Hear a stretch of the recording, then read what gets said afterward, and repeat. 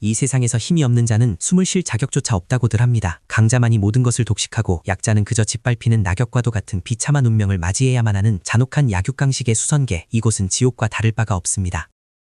하지만 여기 하늘이 정한 그 빌어먹을 운명을 거부하고 스스로 악귀가 되기를 선택한 한 소년이 있습니다. 그의 피 끓는 복수극은 바로 이 차가운 비가 내리는 절벽 끝에서부터 시작되었습니다. 내 다리, 내 탄전. 백장로, 당신은 우리 가문을 멸망시키고도 부족해서 내 마지막 남은 희망마저 짓밟아야 했나? 나는 당신을 절대로 용서하지 않아. 죽어서 귀신이 되어서라도 당신의 목을 물어뜯을 것이다. 벌레 같은 놈이 아직도 주둥이를 돌릴 힘이 남아있구나. 내 놈의 가문은 내 앞길을 막았기에 사라진 것뿐이다. 약한 것은 죄악이야. 내 놈도 내 부모 곁에 보내주는 것이 나의 마지막 자비라고 생각하거라. 차가운 빗줄기 사이로 푸른빛의 건기가 번쩍이며 허공을 갈았습니다. 그것은 소년의 마지막 숨통을 끊어놓기에 충분한 위력이었으며 세상의 그 누구도 이 비참한 소년의 죽음에 관심을 가지지 않았습니다. 아니야, 이대로 죽을 순 없어. 아직 복수도 못했는데, 내 여동생을 납치해간 그놈들을 찾지도 못했는데, 책일, 신이여, 당신이 정말 존재한다면 나에게 힘을 줘. 내 영혼을 팔아서라도 힘을 원한다고. 소년의 절규가 하늘에 닿기라도 한 것일까요? 절벽 아래로 떨어지는 소년의 품속에서 가문의 유물이라 여겨졌던 낡고 검은 구슬이 기이한 붉은 빛을 내뿜으며 요동치기 시작했습니다. 몸이 타들어가는 것 같아. 이건 대체 뭐지? 뼛속까지 파고드는 이 고통은 내 혈관이 터질 것만 같아. 멈춰, 제발 멈추란 말이야. 그것은 수천 년 전 마귀의 교주가 남긴 혈마의 심장이었습니다. 일반인의 몸으로는 감당할 수 없는 마귀가 소년의 망가진 단전을 강제로 뜯어고치고 끊어진 경락을 다시 잇기 시작했습니다. 고통스럽다. 하지만 느껴져. 내 안에서 끓어오르는 힘이. 단전이 다시 생겨났어. 아니, 예전과는 비교도 안 될 만큼 거대하고 사악한 기운이 내 몸을 지배하고 있어. 시간은 쏜살같이 흘러 어느덧 3년이라는 세월이 지났습니다.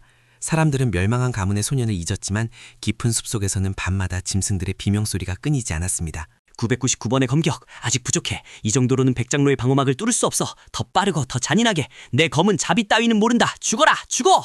소년의 손은 피투성이가 되어 굳은 살이 박혔고 그의 눈빛에서는 더 이상 인간의 감정을 찾아볼 수 없었습니다. 오로지 복수라는 하나의 목표만이 그를 지옥 같은 수련에서 버티게 했습니다. 드디어 혈마건법의 제1초식을 완성했다.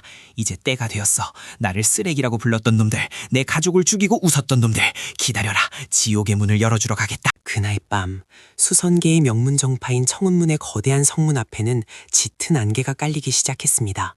불길한 기운을 감지한 문지기들은 창을 겨누며 어둠 속을 응시했습니다.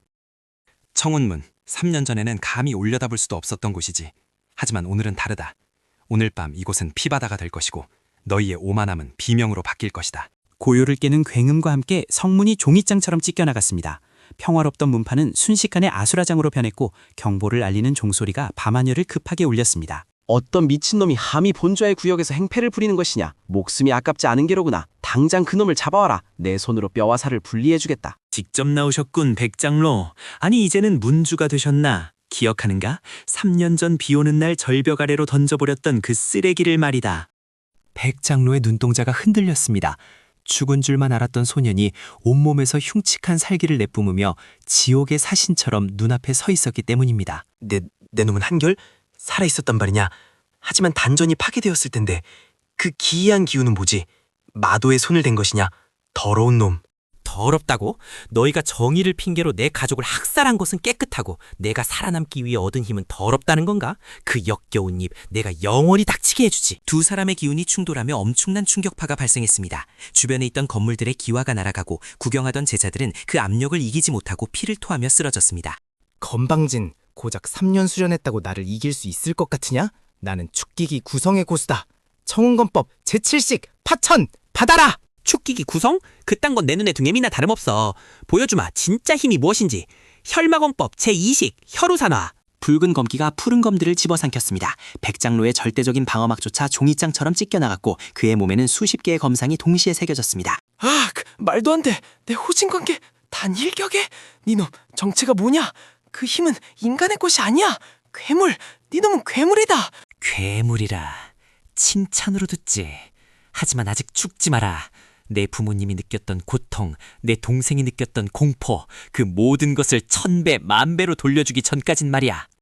그날 밤 청운문은 지도에서 사라졌습니다. 화려했던 정각들은 불타올랐고 한때 떵떵거렸던 고수들은 모두 한 소년의 검 아래 차가운 시체가 되었습니다. 끝났다. 아니 이제 시작일 뿐이야. 백장로는 그저 하수인에 불과했어. 내 가문을 몰살시키라고 지시한 진짜 흑마 천마신교가 남아있다. 소년의 복수는 이제 막 첫걸음을 떼었을 뿐입니다. 더 넓은 세상, 더 강한 적들, 그리고 신의 경지에 도달하려는 그의 여정은 지금부터가 진짜입니다. 내면의 독백, 기다려라. 하늘이 너희를 용서해도 나는 용서하지 않는다. 내 앞을 막는 자는 신이라도 베어버릴 것이다. 나는 운명을 거스르는 자니까.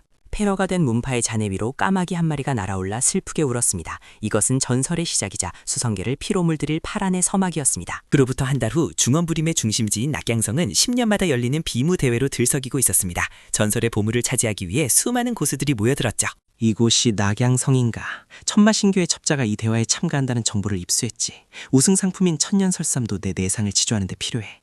비켜라 이 천한 것들아. 남궁세가의 소가주이신 남궁현님께서 지나가신다. 눈을 깔지 않으면 그 눈알을 뽑아버리겠다. 오만한 목소리와 함께 등장한 귀공자는 사람들을 벌레 보듯 했습니다. 그의 기세는 등등했고 누구도 감히 그에게 대항할 생각을 하지 못했습니다. 남궁세가 명문정파라면서 하는 짓은 양아치와 다를 바 없군. 조용히 넘어가려 했지만 내 발을 밟고 사과조차 하지 않는 건 참을 수 없지. 뭐야, 이 거지 같은 놈이 감히 내 앞길을 막아? 죽고 싶어 환장한 게냐? 당장 무릎 꿇고 내 신발을 핥으면 살려주마. 무릎을 꿇으라고? 내 무릎은 하늘에도 꿇지 않는다. 하물며 너 같은 삼류양아치에게 꿇을 것 같으냐? 그 손 치워라. 잘리기 싫으면. 객잔 안의 공기가 순식간에 얼어붙었습니다. 모두가 소년의 죽음을 예상하며 눈을 질끈 감았지만 다음 순간 벌어진 일은 그들의 상상을 초월했습니다. 경고는 한 번뿐이다. 사라져야.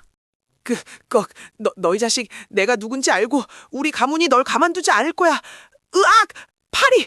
내 팔이! 단 한 번의 손짓으로 남궁세가의 소가주가 제압당했습니다. 구경하던 무리민들은 경악을 금치 못했고 소년의 정체에 대해 수군거리기 시작했습니다. 가문을 되먹이는 놈치고 제대로 된 놈은 없더군. 내 목숨은 비무대회까지 맡겨두마. 그때는 실력이 아니라 목숨을 걸어야 할 것이다. 비무대 회의의 날이 밝았습니다. 거대한 연무장에는 수천 명의 관중이 운집했고 긴장감이 감돌았습니다. 하지만 소년의 목표는 우승이 아니었습니다. 저기 있다. 심사위원석 뒤에 앉아있는 거물 로브의 남자. 놈에게서 익숙한 피남새가 나 천마신교의 간부가 확실해. 경기가 시작되자마자 소녀는 압도적인 무력을 과시했습니다. 상대방이 거물복 기도정에 경기는 끝났고 관중들은 새로운 패왕의 등장에 열광했습니다. 저 녀석 보통 내기가 아니군. 사용하는 무공이 정파일 것이 아니야. 오히려 우리 교회 무공과 닮아있어. 흥미롭구나. 결승전. 소년의 상대는 며칠 전 객잔에서 망신을 당했던 남궁세가의 소가주였습니다. 그는 금지된 약물을 복용해 억지로 힘을 끌어올린 상태였습니다. 죽여주마. 이번에는 방심하지 않아. 가문의 비약까지 먹었다. 내 놈의 사지를 찢어서 성문 앞에 걸어두겠다. 약에 취해 이성조차 잃었군. 그것이 네가 말한 명문가의 긍지인가? 실망스럽다. 빨리 꺼내고 볼일이나 보러 가야겠어. 폭주한 남궁현이 짐승처럼 달려들었습니다. 하지만 소년은 제자리에서 한 발자국도 움직이지 않았습니다. 그저 검을 가볍게 휘둘렀을 뿐입니다. 검이란 휘두르는 것이 아니라 베는 것이다. 일도양단. 순간 경기장 전체가 침묵에 흡사였습니다. 남궁현의 거대한 검과 그의 몸이 동시에 두 동강 나며 바닥으로 쓰러졌습니다. 완벽한 승리였습니다.